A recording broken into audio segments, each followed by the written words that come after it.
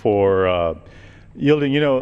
We were visited today by a group called Badges and Bibles and Business. And one of the Bible passages which was quoted to me today is in the Bible, in the Gospel according to St. Matthew, where he talks about, I was hungry and you gave me to eat, I was thirsty and you gave me to drink, I was a stranger and you took me in.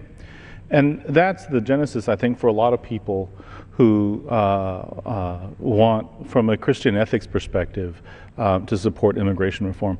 You also have the people who support immigration reform, frankly, because of the idea that they're parents. And frankly, I think any parent understands that once you hold that kid in your arms for the first time, I mean, you do anything that you have to do to make sure your little boy or your little girl eats.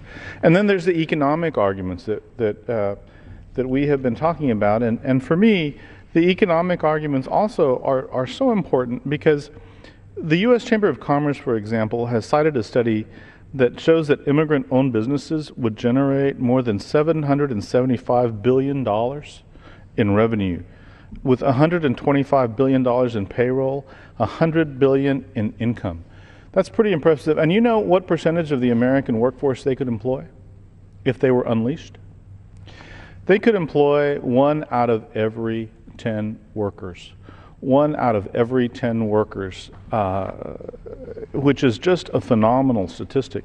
The other thought that I find really interesting is, of course, that immigrants are also consumers. And when they consume, they further drive the job growth. Now, many members of Congress, and certainly many people from Texas, are familiar with George W. Bush. And you know there's now a George W. Bush Institute. Were you aware of that?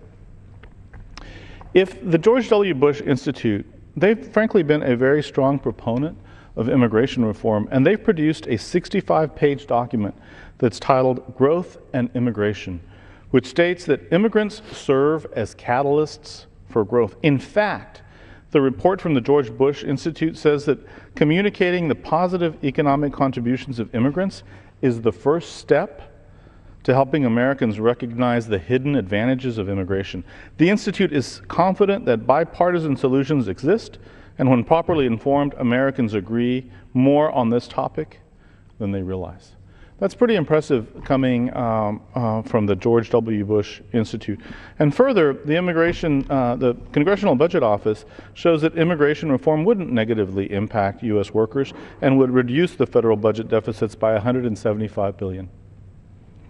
So I think it's important that we get the facts out and that we make a difference, because comprehensive immigration reform is so important to everybody from across the board. And I've never seen so many groups unified to pass comprehensive immigration reform. I thank the gentleman from Texas for his words.